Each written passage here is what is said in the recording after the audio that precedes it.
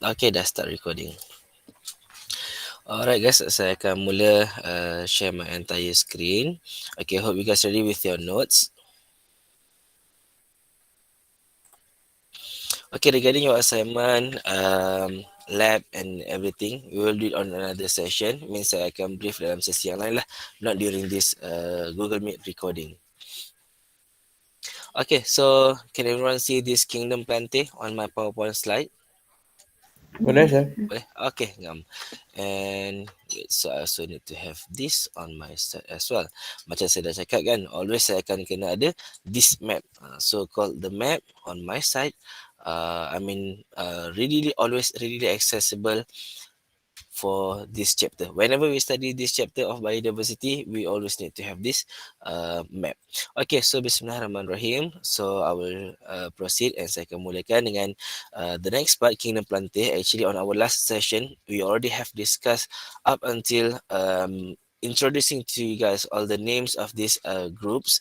So again, have a quick look. Bear in mind, under domain Eukarya, so under the section of multicellular, we have three kingdoms. So we have discussed kingdom fungi, and now today we're going to discuss kingdom plantae. Okay, so under kingdom plantae there are four groups. And again, do bear in mind, groups ni dia bukan yang phylum. So under kingdom terus phylum, cuma phylum ni kita boleh bagi kepada four groups. So our main task, my main task today and what we want to achieve today the most is what are the unique characteristics of these all four groups. Okay, and we're going to look at later which phylum will belongs to which groups. Okay. So we have discussed about the unique characteristics of plantae on our last session. Okay, so kita pernah faham lah untuk ciri-ciri nak masuk kepada kingdom kerajaan plantae ni, dia mestilah multicellular and so on and so forth. You boleh baca semua ni, kita dah buat sebelum ni. And I would like to draw attention on to this one. Okay, alternation of generation. Okay, so what does it mean by alternation of generation ni? Okay, do bear in mind bukan kita lah, the plants have the haploid generation yang dipanggil sebagai gametophyte, dan juga dia ada diploid generation yang dipanggil sebagai sporophyte generation. Okay, so to give a quick idea to you guys, maksudnya tumbuhan ni dia boleh hidup, certain species tu dia boleh hidup dalam keadaan haploid. Macam kita manusia, kita tak akan boleh hidup dalam keadaan haploid. Maksudnya apa itu hidup dalam keadaan haploid? Dalam badan manusia, haploid tu contohnya adalah sperm dan juga ovum lah. Sperm dan ovum mana boleh hidup lama-lama pun, dan mana boleh dia hidup dengan sendirinya. Dia always bergantung kepada environment di sekelilingnya. But plants dia, some of the species dia boleh survive hanya dalam keadaan haploid sahaja. Bukan maksud survive, memang dia hidup dalam keadaan haploid. Lepas nanti dia baru dia akan develop kepada diploid generation. So itu a quick look lah. Okay, and these are the classification of plantae. Based on first kita tengok sama ada vascular, yang ni tak ada vascular. What is vascular? Xylem and phloem. And dari segi kalau ada vascular pula, macam kita nak differentiate between those three, sama ada seed, ada seed ataupun tidak ada seed. Bermaksud ini tidak ada biji benih, yang ini ada biji benih. Okay, so and then we're going to look at the seed. Adakah dia enclosed by a fruit ataupun enclosed by a fruit or not enclosed by fruit. Okay, so we're going to jump to look at the first unique characteristics of bryophytes. So apa itu bryophytes? Tengok sini. We are now discussing the first group under the kingdom Plantae, which is group Bryophytes, and it consists of three phyla. So the phyla are phylum Bryophyta, Hepatophyta, sekejap saya besarkan sikit. Dan juga last but not least is Anthocerophyta, which I presume you already have filled this empty space here. Okay, so Bryophytes. Habitat dia mesti live dekat moist and damp environment. Okay, and they are small in size and grow close to the ground. And the body parts are too thin to support a tall plant. all cells are placed close to water and dissolved minerals, and this is to provide large surface area to increase absorption of water and minerals. Okay, apa semua ayat, what all this sentence means, apa ayat orang putih yang cakap. Okay, dia ni bryophytes ni semua mesti kena hidup dekat kawasan yang lembap. Okay, kenapa dekat kawasan yang lembap?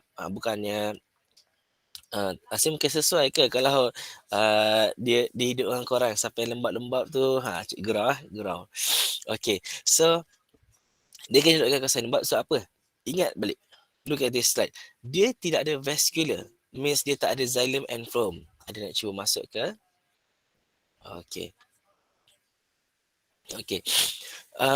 Dia tak ada vascular, means dia tak ada xylem, tak ada phloem. So dari segi pengangkutannya bergantung pada apa? Pengangkutan water and mineralsnya bergantung kepada apa? Bergantung kepada hanyalah absorption sahaja. Maksud absorption tu dia hanya absorb dia punya moist dekat persekitaran saja. Sebab tu pokok-pokok bryophytes ni small in size and dia tumbuh dekat dengan tanah sebab dia tidak ada akar untuk serap air untuk bawa travel ke atas. Sebab tu pokok dia semua kecil-kecil sahaja and close to the ground. And semua sel yang place close to water, maknanya semua sel dia tu biasanya pokok yang nipis, dia tak pokok yang besar-besar. Okay, so maknanya semua sel tu boleh have easily access kepada water. Okay, and dia punya dominant generation ni adalah gametophyte. What is meant by dominant generation? Dominant generation ni maksud dia most of its entire life it live on that generation. Itu maksud dominant. And also it means serap pagi ni. And also it means dominant generation ni, generation dia tidak bergantung kepada generation yang satu lagi. Bermaksud bila kita kata dominant generation ni adalah gametophyte, dalam keadaan dia gametophyte, dia tidak bergantung hidup kepada sporophyte-nya. So maksud sporophyte-nya lah yang depends, yang bergantung hidup kepada gametophyte-nya untuk nutrient and water. Okay, so now I want to bring this to your surprise. Gametophyte is the haploid. Sporophyte is the diploid. Maksudnya dalam keadaan haploid itulah dia punya generation dia paling dominant. Kita tengok contoh dia satu, which is this pokok polytrichum. Okay, this polytrichum yang bahagian bawah ni, yang warna hijau-hijau bawah ni, ini adalah gametophyte. Ini haploid ni, bukannya diploid. Kalau kita dalam manusia, haploid tu sperm duduk, dia hanyalah dormant ataupun dia bukanlah dominant generation. Saya cakap dominant. So yang kalau manusia, dominant generation ni adalah dalam bentuk diploid. Yang kita bergerak ni dah. Yang kita punya haploid tu hanyalah bergantung hidup kepada kita punya diploid. Tapi pokok bryophytes ni, dia hidup mostly dalam keadaan haploid ni. Later bila dia develop this sporophyte generation ni, yang warna coklat ni atas ni ada kapsul, ensita. Inilah sahaja dia punya sporophyte generation. Maknanya diploid dia ini je, tangkai ni sahaja. And so kita boleh tahu yang tangkai diploid ini, the sporophyte generation ni, depending its life on gametophyte. Bermaksud dia dapatkan air, dapatkan nutrien, dia bergantung hidup daripada gametophyte-nya. Okay. Sorry, before I go much further, whenever we are discussing this chapter Kingdom Plantae, we always need to be aware of the evolutionary relationship amongst the groups dalam Kingdom Plantae. Apa maksud evolutionary relationship? Maknanya perkaitan evolution.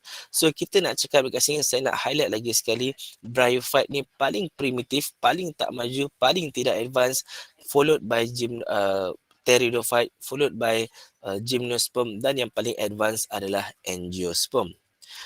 So saya punya point yang pertama adalah kenapa kita katakan bryophyte ni paling tidak maju.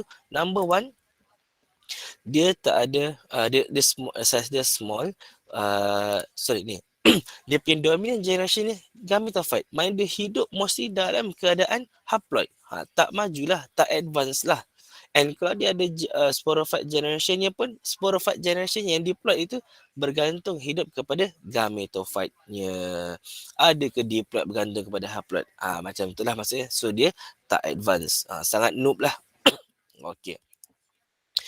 And it also is a non-vascular plant. Tidak ada xylem, tak ada phloem and all the tubes. So dia tak ada. Sebab tu yang kita cakap dia paling primitif. Dan sebab tu jugalah dia tak ada lack of vascular tissue for transport and support. Maknanya dia tak boleh nak transport air jauh-jauh dan dia tak boleh nak tumbuh tinggi ataupun besar because tak ada support. And it rely on diffusion and osmosis sahaja. Lagi kita nak tambah dia ni tak maju langsung. It does not have true roots. Tak ada akar yang sebenar, tak ada stem yang sebenar dan tak ada leaf yang sebenar. Kenapa kita kata dia tak ada true roots, stems and leaf? Sebab ciri-ciri roots, stems and leaf must have vascular. Maknanya bila kita nak bagi satu structure tu, kita nampak hijau, dia nipis. Ini daun lah. So it is only daun, it is only leaf if we cross section it, we look into it, if we could found xylem and phloem. And other vascular tissues lah. Maksudnya, bila kita potong satu structure itu yang kita rasakan macam daun, dan kita tengok dalam dia ada xylem, phloem dan vascular tissue lain, betul dia adalah daun. Tapi kalau rupanya saja macam daun, kita potong dia, dalam tu kita tak jumpa xylem atau phloem, dia bukannya true leaves, bukannya true stems, bukannya true roots. I hope you guys grasp that idea. Okay, so nanti korang mula akan tertanya, so on our last session kita belajar pasal fungi. Fungi tu saya kata dia tak boleh nak masuk, dia rupa dia macam pokok, ialah kan bentuk dia macam pokok, tapi kita tak boleh nak masukkan dekat dalam kingdom Plantae. Okay, ni fungi ni kan.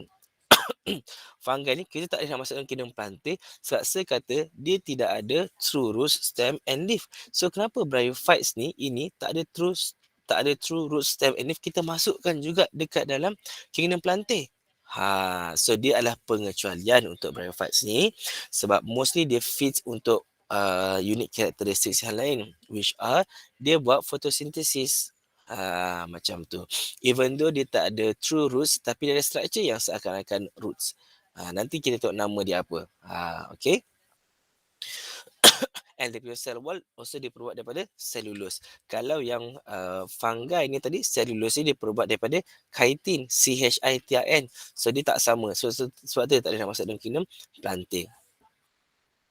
Okay, so ini adalah contoh lain of another species under group Bryophytes. Contoh ialah Markhantia sp dan Polytrichum sp. Okay. So next one adalah next characteristics of Bryophytes. It is anchored to the soil by rhizome. Okay. Rhizome sebenarnya yang saya kata structure dia macam akar, macam root. It's a tiny hair-like structure, not composed of tissue. Do not play a primary role in water and mineral absorption. Lack of specialized conducting cells. So structure dia ni, rupa dia macam akar. Ada dekat bawah ni. Yang mana rambut halus-halus ni, dia macam akar. Dia boleh anchor kepada tanah. Anchor ni maksudnya dia boleh melekat dekat dalam tanah, bukan melekat. Anchor ni bahasa Melayu dia masuk menyusup dekat dalam tanah, berfungsi macam akar lah untuk stay dekat atas tanah kan. Tetapi function dia bukan untuk serap air pun sangat. Nampak? Dan dia tak ada vascular tissue pun. Sebab tu kita tak panggil dia sebagai roots, kita panggil dia sebagai rhizoids. And this bryophytes needs watery medium for fertilization. Maksudnya untuk fertilization proses ni, dia perlukan air. Sebab tu dia kena sentiasa hidup dekat kawasan yang lembap. Okay. Kalau higher atau more advanced plants yang groups yang lain kan, dia tak perlukan air untuk fertilization. Untuk fertilization, dia hanya perlu proses pollination dan sebagainya, penebungan gunakan angin, haiwan dan sebagainya. Ini hanya memerlukan, dia hanya bergantung kepada air je. Tak ada air, no fertilization. And when I say this as well, so I want you to take note here that dia ni ada sperm. So sperm dia tu boleh swim. Just like human sperm lah, tapi not exactly the same. So maknanya dalam watery medium tu, maknanya dalam satu tiny water droplets tu, dia punya sperm akan swim daripada male plants kepada female plant. Okay. Dan later dia baru akan develop kepada spore. Alright. So, gametophyte ataupun dia punya gametophyte protects the embryo. So gametophyte ni adalah struktur yang archegonium. So pendek cerita, kalau archegonium ni dia yang protects the embryo. Archegonium adalah the female part. Macam tu. So kalau kita dekat ni adalah pokok Markantia sp, dia punya female gametophyte nya okay, ada dekat bawah macam struktur macam daun-daun ni. So sporophyte ni yang dekat bawah tu yang macam apa yang terjuntai dekat bawah tu lah. Okay, so another thing what I want you to understand is bawah group bryophytes ni ada banyak phyla. Okay, so Markantia sp ni adalah phylum lain, Polytrichum ni adalah phylum lain. You will discuss the detail of this phylum in your next semester. Okay, next session when you guys SDS. So Markantia ada unique characteristics dia lain lagi sikit, and so does Polytrichum. Okay. So another thing is that they do not form seeds. So bryophyte ni dia primitif ya, dia tak membentuk, dia tidak ada seeds. Dan dia adalah homosporous. Maksud bukannya homo yang korang fikir tu. Homo here means maksudnya sejenis, satu jenis sahaja, satu jenis spore. More advanced plant will have heterosporous. What is meant by heterosporous? Dua jenis spore. Male spore, female spore, yang dipanggil sebagai megaspore kalau female. Kalau male spore dipanggil sebagai microspore. Dah, micro kecil, mega besar. Okay, so ni yang gambar yang lebih jelas tunjukkan ni adalah sporophyte generation. So inilah diploid dia. Ini gametophyte generation, haploid dia dekat bawah ni. Okay. So ni adalah unique characteristics of pteridophytes lagi. The habitat, okay, so tadi tu adalah bryophyte. Now is pteridophyte. So pteridophyte kita dah masuk yang dekat sini sebenarnya. Tadi kita discuss about this one, and now we are discussing about this one. Okay. So pteridophytes habitat dia still juga most common in damp environment, larger size compared to bryophyte. Dia lebih besar pada bryophyte. Okay, kenapa? Okay, so kenapa tu nanti kita akan tengok. Dominant generation adalah sporophyte. Dah maju sikit. Maknanya dia punya most of its life cycle dan dia punya dominant generation adalah sporophyte, itu dalam keadaan diploid. And gametophyte-nya smaller than sporophyte, lebih kecil. So ni gametophyte-nya lebih kecil berbanding dengan sporophyte. Dan sporophyte ni lah yang hidup, sporophyte ni atas ni. Nampak ni. Gametophyte-nya yang kecil ni, dia panggil sebagai protellus. Maknanya nanti yang gametophyte ni bila dia hidup, later nanti dia akan boleh develop kepada sporophyte juga. Maksudnya ada masa dia hidup sebagai gametophyte. Ni adalah pokok Dryopteris, which is pokok paku pakis, and dia punya dominant generation ni adalah the sporophyte generation. So ini adalah gametophyte-nya dalam keadaan yang haploid. Fern gametophytes are tiny structure that often grow on or just below the soil surface. Maksudnya sama ada di atas permukaan tanah ataupun just di bawah permukaan tanah. Sporophyte and gametophyte-nya live independently, maknanya hidup berasingan, maknanya free living lah. Maksud dia gametophyte itu free living, maknanya dia tidak bergantung. Gametophyte-nya tak bergantung kepada sporophyte. However, yang sporophyte-nya bergantung kepada gametophyte untuk nutrition. Maknanya semasa dia dah jadi diploid, masa dia nak grow yang diploid tu, which is the sporophyte, yang sporophyte ni mana semasa muda dia akan bergantung kepada gametophyte ni untuk mendapatkan dia punya nutrition. Okay, nampak ni, young fern sporophyte growing out of its gametophyte parent. So ni gametophyte-nya parents, lepas tu dia akan grow. Okay, nampak tak label kat sini dia panggil sebagai root. Kenapa kita panggil root dan ni label sebagai leaf? Bermaksud kat sini kita dah tahu pteridophyte ni dah lebih advance daripada bryophyte yang sebelumnya, yang di mana kita tahu dia sudah ada true leaves and true roots. Bermaksud dia sudah ada vascular tissue. Dalam dia ada xylem dan ada phloem. So you guys can study and understand this diagram. So kita boleh tengoklah sepintas lalu. So please follow the color of this arrow. So the color of this arrow yang warna blue ni is a haploid. The one that is brown, slightly brown is the diploid generation. So daripada spore haploid, so dia akan tumbuh dekat atas tanah where the young gametophyte will grow. And so later dekat structure ni macam mana boleh jadi diploid tu tadi? Okay. So cerita ni namanya protellus. Protellus ni yang macam ni. Tadi ni lah protellus. So sebenarnya kat protellus ni sengaja saya tak labelkan yang tadi lagi. Nampak? Ada nampak kata archegonium dan antheridium. Dekat archegonium ni nanti akan ada eggs, akan ada female gametes. Antheridium ni akan ada sperm, iaitu the male gamete. So what will happen is that, nampak tak kat sini, dalam antheridium ada sperm, dalam archegonium ada egg. Antheridium ni bawah, antheridium, archegonium ni kat sini ada egg, kat sini ada sperm. So dia still require water for fertilization. Maksudnya ni protellus ni nanti bila ada hujan ke, lembap ke, okey, lembapan ke, so ada titisan air dekat sini, so sperm daripada sini boleh swim pergi ke sini. Daripada the sperm from antheridium will swim to the archegonium and will fertilize the egg. So just in case if korang tak nampak, okay, korang susah ni, dah cukup besar ni, korang tak nampak juga, kan tengok mata hati dah.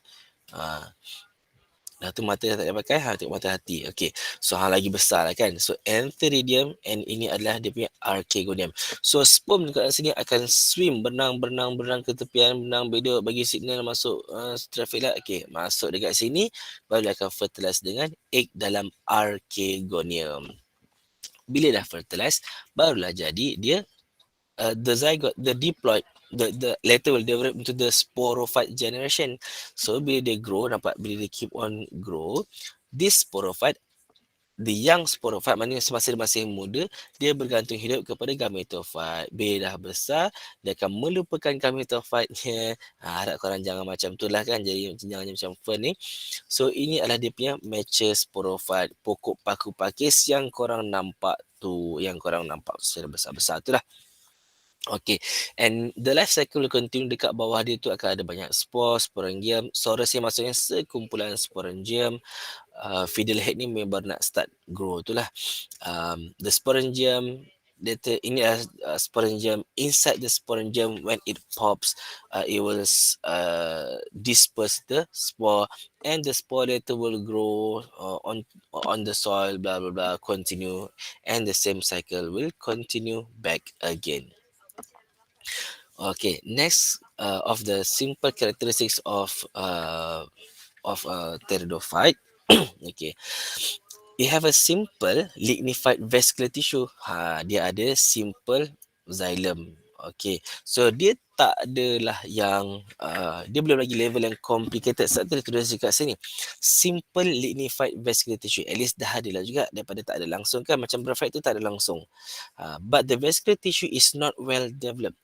Tak ada complex vascular system. Tapi kita dah boleh panggil sebagai root because dia dah ada xylem. Sporophyte has true roots, stems and leaf. Okay, seedless, tak ada biji, tapi dia adalah seedless, tidak ada biji benih. So kalau kita tengok dekat sini, nanti kita akan compare. Dalam bryophyte ni tak ada, so dalam pteridophyte ni sudah ada tidak ada seedless. Masuk dekat dalam gymnosperm nanti baru ada seed. Ini pun baru ada seed. Yang ni tidak ada seed, tidak ada seed, tidak ada biji benih. Sporophyte has waterproof cuticle, which allow gases, has stomata that allow gases exchange and transpiration. Sporophyte has adventitious root, iaitu akar serabut. Bukan serabut macam korang. Okay, akar dia yang serabut. Fertilization is fully dependent on watery medium yang saya dah cakap berjela-jela-jela tadi. Okay. Gametophyte, which is the archegonium, will protect the embryo. Mostly adalah homosporous kebanyakannya. So maksudnya homosporous ni has one type of sporangium that produces one type of spore, seperti contoh Lycopodium and Rhaptris. Rhaptris ni adalah pokok paku pakis tu tadi. Apa maksud homosporous? Korang tengok sini. Satu jenis spore je kan? Ada dia cakap microspore, megaspore? Tak ada. Satu jenis spore sahaja. However, ada pengecualian. Untuk pteridophyte ni, ada satu group of plant tu, Selaginella, dia ada heterosporous. So, dia saja yang ada heterosporous ni. Okay, two type of spore. Maknanya ada microspore dan megaspore. Sebab kenapa kita kata pengecualian? Yang ada heterosporous ni adalah level-level gymnosperm dan ke atas. Level-level bryophyte, level-level pteridophyte, dia hanya ada satu sperm, satu spore sahaja. Kecuali tadi tu, si Selaginella. Selaginella. Sedap nama dia. So ni adalah homosporous and heterosporous production. Korang boleh look on this later. Tak ada apa sangat nak di-elaborate. So Sorus ni hanya mengenal, Sorus adalah sekumpulan apa ni yang saya nak tunjuk tadi tu. Sekumpulan megaspore dekat bawah ni. Sekumpulan sporangium dekat bawah daun tu. So under the Sorus ada sekumpulan sporangium yang banyak. Dalam sporangium nanti dia akan pop, bila dia pecah, dalam tu baru dia akan release the spore. Okay, ni adalah pokok-pokok paku pakis. Label-label tu boleh study lah fiddlehead dia. Okay, so kita masuk kepada yang ketiga, the third group. Okay, sempat lagi, which is the gymnosperm. Gymnosperm ini. So now kita nak pergi yang lagi advance. So kita tengok. So dominant generation yang dominantnya of course adalah sporophyte, which is the diploid. Dah advance dah kan. Gametophyte generation ni is reduced in size and depends on sporophyte. Maksudnya ni ada punya gametophyte-nya, iaitu dia punya cone ni, dalam tu ada, nanti akan ada seed lah. So nak cakap gametophyte-nya akan bergantung hidup kepada sporophyte. Ni pokok, the real tree, the real plant adalah sporophyte. Kalau tadi pteridophyte ni, ni ni gametophyte-nya is free living. Gametophyte dia, walaupun dia punya dominant generation adalah dominant generation adalah sporophyte, tetapi semasa dia sporophyte, semasa dia dalam keadaan haploid ni tadi, dalam keadaan gametophyte yang saya sebut, dia punya gametophyte ni tak bergantung hidup kepada sporophyte-nya. In fact, sporophyte-nya lah bergantung hidup kepada gametophyte semasa young lah. Okay. Kalau kita bandingkan lagi dengan bryophyte yang lagi tak advance, okay, yang lagi tak maju, ni. So, ni kurang jelas. Ini. Sporophyte-nya ni sepenuhnya bergantung hidup selama-lamanya kepada gametophyte-nya. Gametophyte-nya mati, matilah sporophyte-nya. Macam tu. Mana diploid dia tu bergantung hidup sepenuhnya kepada gametophyte. Itu yang saya nak sampaikan. Okay. So bila kita masuk dekat gymnosperm, gametophyte-nya reduce and gametophyte pula yang mula bergantung hidup kepada sporophyte. Memang logik dan sepatutnya begitulah kan. And they have complex lignified vascular tissue. Maksudnya xylem, tetapi xylem dia only have tracheids, tak ada vessel element. Kecuali pokok gnatophytes. Okay, kecuali jenis gnatophytes. Phloem dia only contain sieve tube, tetapi tak ada contain companion cell. So apa, they have true roots, stems and leaf, and they're non-flowering. Dia belum berbunga lagi. What do I want to say here is that, okay, even though dia ada vascular tissue, tapi dia tak ada complete set.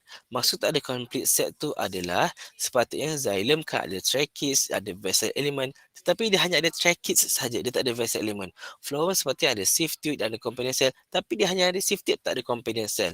Kan phloem tu ada beberapa jenis kan, bukan beberapa jenis, beberapa ni lah, berapa apa tu jenis, iaitu sieve tube, companion cell. Yang ni dia tak ada. Dia hanya ada salah satu saja, which is the sieve tube. Kalau pteridophyte itu tadi, mana point ni tadi tu? Okey, dia ada true root, stems and leaf. Wait. Okey, dia ada vascular tissue tapi simple. Um, have lignified xylem but vascular tissue not well developed. Tak ada complex vascular system. Itu untuk pteridophyte. Kalau dah masuk dekat dalam selepas pteridophyte adalah gymnosperm, dia dia dah complete masuk complete vascular tissue atau sistem tu, tetapi tak ada semua jenis, tak ada semua jenis xylem, tak ada semua jenis phloem. Okay, wait, mana? Okay, ni and it is non-flowering, dia tidak berbunga. Okay, sebab maksud gymnosperm adalah non-flowering plants, angiosperm adalah flowering plants maksudnya. Dia ada, okay, next slide. It produce naked seed. Naked seed dah, kenapa pula lah naked ni kan? Okay, maksud naked seed ni, kenapa kita panggil naked seed? Kenapa dia panggil naked and expose ni? Sebab ovule is not enclosed in ovary. Maknanya ovule dia tu, dia tak ada dalam gambar seterusnya, tak dikelilingi oleh ovary. And seeds yang expose on sporophyll. Maknanya biji benih dia tu expose. Okay, dan dia tak ada fruits. Maksud expose ni, okay, apa beza expose dengan non-expose? Contoh dia buah apple, pokok apple. Bila pokok apple, dia adalah angiosperm, bukan gymnosperm. Angiosperm, saya nak bagi quick comparison. Pokok apple, dia ada bunga, so dia adalah flowering plants. Dan daripada bunga itu nanti dia akan develop menjadi buah. The fruits itself, the apple, structure dalam bunga itu tadi lah. Okay. Which is the ovary lah, akan develop menjadi buah. So biji benih dia, seeds di dalam buah apple. So the seeds are not exposed, terpelihara dekat dalam. Yang ini dia punya seeds exposed kepada surrounding. Ini dia maksudnya. We can see these are the ovule. Ovule ni tidak diprotected by ovary. Ada nampak perkataan ovary dekat sini? Tidak ada. And apa maksud dia exposed? Okey. Kalau kita tengok dekat keratan rentas ni kan. So sebenarnya dia ada je rongga udara dekat sini. So maknanya biji benih tu memang terekspos. Satu dipanggil sebagai naked seed. Kalau kita tengok ini lagi. Okey, sorry, gambar ni. Okey. Ni pokok pine tu kan. So sebenarnya dekat celah-celah ni, nampak tak? Okey, ni ada warna hitam ataupun dark grey kan. Lepas tu ada yang warna yang warna coklat ni. Coklat, sekeping coklat ni bila kita kopik macam biji kuaci tu, bukan kopik, kita tarik dia keluar, kita akan jumpa this structure. So pada this structure baru kita akan panggil baru dalam tu ada biji benih dia, ripened seeds. So seeds dia ini adalah exposed, memang terdedah kepada luar. Itu dipanggil sebagai naked seed. Okay, alright, saya nak kena kecil lagi. Oops. Okay. So satu dipanggil sebagai naked seeds. Okay, so dia pun dah settle. Sporophyte protects the embryo. Okay, dia maknanya nak cakap sporophyte-nya itulah yang melindungi embryo. Okay. Okay. Unique characteristics of all are heterosporous. Okay, bila masuk gymnosperm semuanya heterosporous, dua jenis spore. Apa maksudnya? Dalam male cones dia ada ni microsporangium. Microsporangium, bila micro maksud dia kecil. Bila kecil itu adalah sperm. Bukan sperm, adalah male part. Ovule is the female part. So ada dua, microsporangium dan ada megasporangium, kita dah panggil kat sini lah. Okay. Next. So the pollination agent is wind. Dah bukan lagi air. Dia dah tak bergantung hidup pada water. Yang bergantung fertilization pada water tu kita anggap sebagai primitif lah, tak maju. Okay. So water is not required for fertilization. So kita boleh nampak pollen dia akan grow macam tu. Okay. Reproductive organ is cone ataupun strobilus. Kalau bentuk cone tu kita panggil cone. Kalau strobilus tu berbentuk panjang. Consists of closely packed sporophylls. Okay. Some have needle-shaped leaves with thick cuticles. So kita tahu pokok-pokok gymnosperm ni kebanyakannya ada daun-daunnya tu tajam-tajam macam daun, macam pokok pine, semua tu lah. So nampak ni Pinus sp, pokok pine. Most are evergreen. Maksud evergreen ni dia hidup sepanjang tahun lah. All are woody structures, needle-like leaves and non-motile sperm. Maksud non-motile sperm itu tidak boleh berenang. Sebab tu dia tak perlukan air. And unique characteristics of angiosperm lagi adalah sporophyte-nya yang dominan. Gametophyte generation is reduced in size dan dia bergantung kepada sporophyte. Okay. Unique characteristics next lagi has a complex lignified vascular tissue. The xylem contains vessel and ini saya terlupa nak highlight kan. Unique characteristics of angiosperms. So sekarang ni kita tengah cakap pasal angiosperm ini. So kita dah meninggalkan ini, bukan meninggal. Kita dah meninggalkan angiosperm. Kita masuk ke grup kita dah meninggalkan gymnosperm. Kita dah masuk grup angiosperm. Okey, bawah grup angiosperm hanya ada satu phylum sahaja. Okey, so tapi di bawah phylum ni kita akan bincang two classes dia lah, Dicotyledonea, which is yang dicotyledon, and Monocotyledonea for the monocotyledons. Okey. So of course bila kita dah masuk dekat angiosperm, yang paling advance mestilah dia punya dominant generation ni adalah sporophyte, and gametophyte-nya kalau ada pun reduce in size and fully depending on sporophyte, mana bergantung hidup sepenuhnya kepada dia punya gametophyte. Gametophyte yang bergantung hidup sepenuhnya kepada sporophyte. Macam kita lah, haploidnya bergantung hidup sepenuhnya kepada diploidnya. Okey. Sekejap, korang tahu apa beza haploid dengan diploid tu? Cuak pula saya nervous. Haploid tu contoh kalau kita kan, kita manusia ada 20 ada 46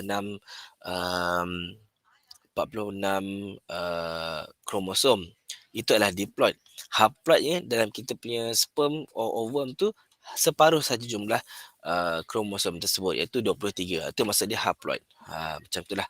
Kotlah korang terlupa kan.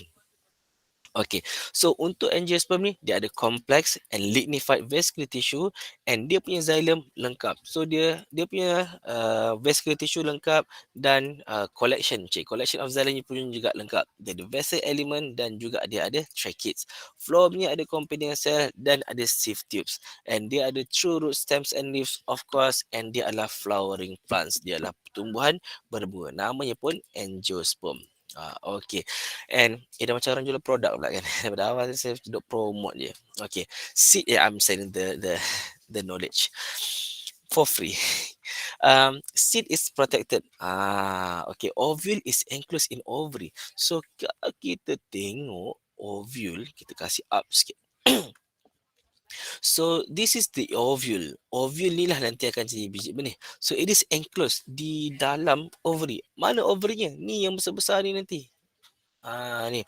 And later ovary ni nanti dia akan develop, after fertilization dia akan develop menjadi buah fruits.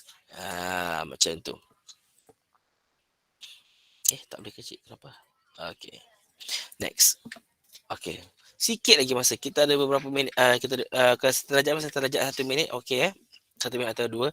And semua adalah heterosporous. Macam kita, maknanya semua mesti adalah ada 2 jenis spore. Maksudnya ada male, ada female.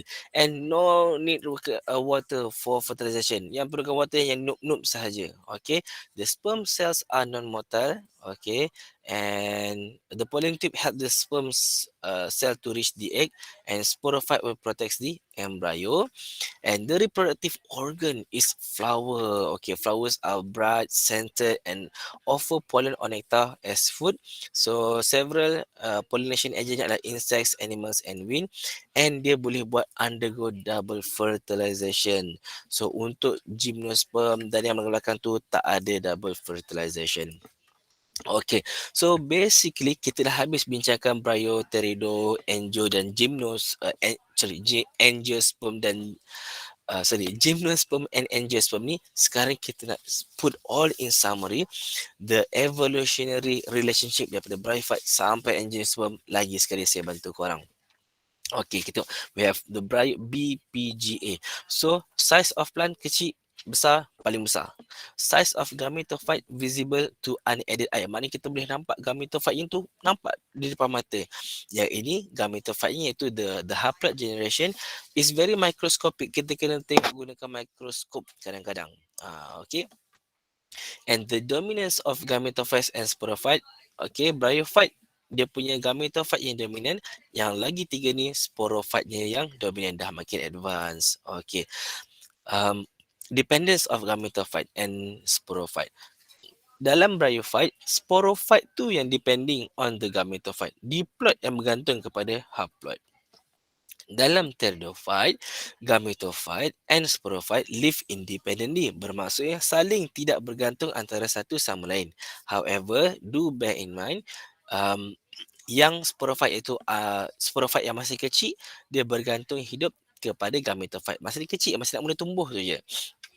Bila masuk gymno and angio, gametophyte-nya fully depending on sporophyte. Haploid-nya bergantung sepenuhnya kepada diploid-nya. Presence of vascular tissue iaitu xylem phloem. Yang ni tak ada, yang ni ada tapi hanya simple sahaja. Ini dengan ini dua-dua ada complex vascular tissue. Cuma ingat dalam gymnosperm dia tak ada complete set of xylem dan dia tak ada complete set of phloem. Angiosperm ada. Presence of lignin, ini tak ada, yang ini semua ada. Apa itu lignin? Lignin ni adalah satu lapisan yang membaluti xylem dan juga phloem. Okey. Okey, lagi satu, saya perlukan lagi 2 minit je. Sorry, just stretch sedikit. Structure dia ni tak ada akar, leaves and stem, ini semua ada. Protection dia ini free living, yang ni adalah gametophyte-nya within sporophyte. Yang ni homosporous. Kalau bryophyte dia hanya satu jenis spore. Ini pteridophyte semua adalah homo kecuali Selaginella. Ini dan ini, gymno and angio, semua adalah heterosporous. Last slide. Seed. Yang ni seedless tak ada biji, tak ada biji benih. Yang ni ada biji benih. Fruits, semua ni tak ada. Angiosperm saja ada sebab daripada bunga, daripada ovary tu develop kepada fruits. Water dependent, dua-dua ni masih depending kepada water untuk fertilization. Yang ini does not require. Embryo protection, gametophyte-nya which is the archegonium protects the embryo. Yang ini sporophyte protects the embryo. Siapa yang protect embryo tu kan? Okey, maknanya archegonium, structure yang primitif tu sajalah protect embryo. Yang ini sporophyte, the whole structure of sporophyte tu yang protect the embryo. Okay, so itu sahaja. Alright, so thank you korang. So sorry terlewat 2 minit. Okay, so kalau ada soalan boleh tanya saya di dalam WhatsApp group. So apa-apa pun saya stop presenting dahulu. Okay, saya stop